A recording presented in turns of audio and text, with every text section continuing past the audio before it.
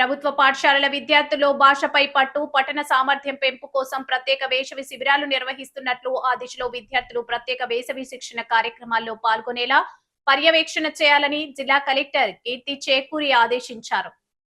Rajahmundry rural పరిధిలోని హుకుంపేట్ మండల ప్రజా పరిషత్ ప్రాథమిక పాఠశాలను కలెక్టర్ సందర్శించి అక్కడ జరుగుతున్న సమ్మర్ క్యాంప్ తరగతులను, అంగన్వాడీ కేంద్రాన్ని పరిశీలించారు. ఈ సందర్భంగా కలెక్టర్ కీర్తి చేకూరి విద్యార్థులతో డిక్టేషన్ చెప్పించి రాయించగా భాషపై పట్టు సాధించడం ఎంతో ముఖ్యమని పేర్కొన్నారు. 3, 4 తరగతుల విద్యార్థుల్లో సరైన పఠన సామర్థ్యం లోపిస్తున్నట్టు, అలాంటి విద్యార్థులకు ప్రత్యేక వేసవి శిబిరాల ద్వారా అదనపు బోధన నిర్వహించాలని ఉపాధ్యాయులకు సూచించారు.